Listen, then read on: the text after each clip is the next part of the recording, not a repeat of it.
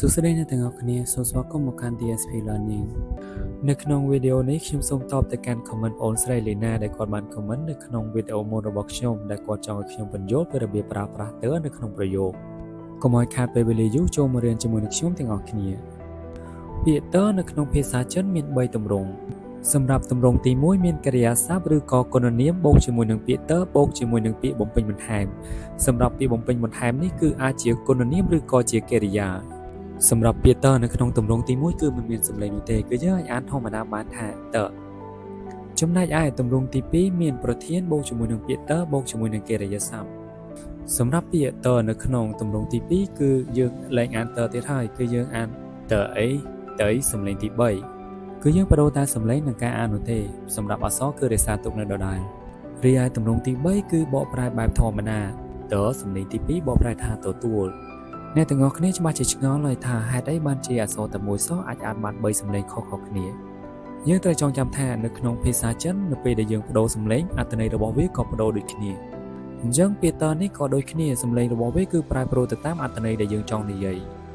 ដើម្បីឲ្យកាន់តែជាក់ច្បាស់ចូលមកមើលឧទាហរណ៍ជាមួយនឹងខ្ញុំទាំងអស់គ្នាពាក្យតនៅក្នុងទម្រង់ទី1គឺប្រើសម្រាប់ភ្ជាប់គ្នាជាមួយនឹងគុណនាមឬក៏កិរិយាសព្ទនៅខាងក្រោយវាដើម្បីបន្ថែមអត្ថន័យទៅកិរិយាសព្ទឬក៏គុណនាមដែលនៅខាងមុខវា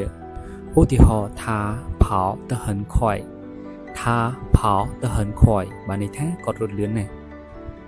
បញ្ជាក់ម្ដងទៀតពាក្យតគឺប្រើដើម្បីបញ្ជាក់ពីសកម្មភាពដែលបានកើតឡើងរួចហើយឬក៏កំពុងតែកើតឡើងហើយយើងយកសកម្មភាពនោះទៅពណ៌នាអំពីលទ្ធផលរបស់វាទៅប្រាប់នរណាម្នាក់ដោយពាក្យថា跑得很快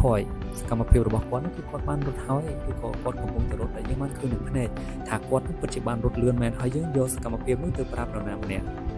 ឥឡូវមកចូលឧទាហរណ៍ទី2វិញម្ដង昨晚雨下得很大បានន័យថាភ្លៀងធ្លាក់ខ្លាំងណាស់កាលពីយប់មិញពាក្យសាក់គឺជាកិរិយាសព្ទឯតាគឺជាគុណនាម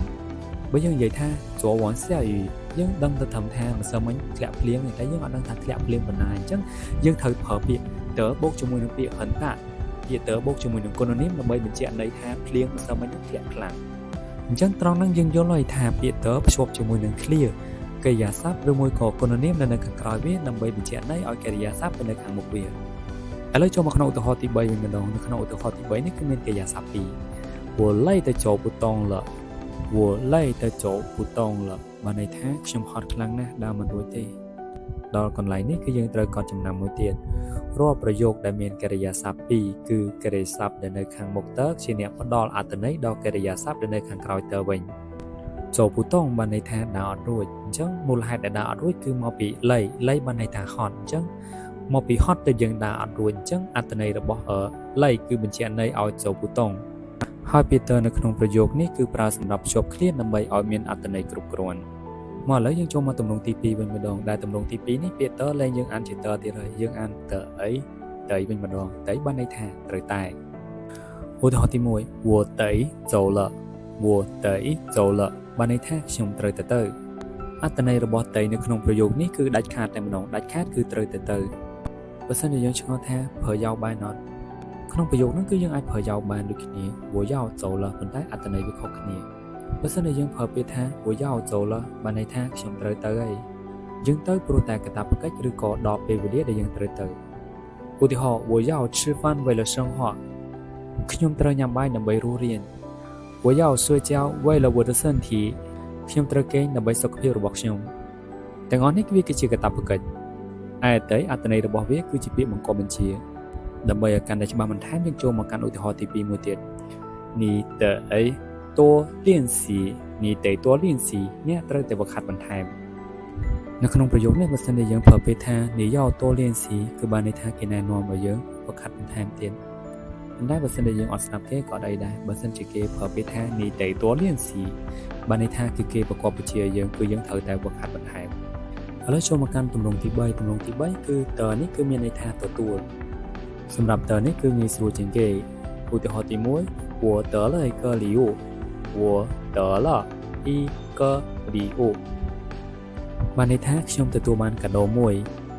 ចំណែកឧទាហរណ៍ទី2គឺ我得到了我得到了我得到了បានន័យថាខ្ញុំទទួលបានហើយមេរៀនតើនៅក្នុងវីដេអូនេះសូមចប់តែប៉ុណ្ណេះ បើសិនជាអ្នកទាំងអស់គ្នាមានចម្ងល់ឆ្ងល់អ្វីអាចខមមិនសួរនៅខាងក្រោមវីដេអូនេះបានសូមអរគុណសម្រាប់ការចូលរួមទស្សនាវីដេអូរបស់ខ្ញុំជួបគ្នានៅវីដេអូក្រោយ多谢大家观看我的视频，下个视频见，再见。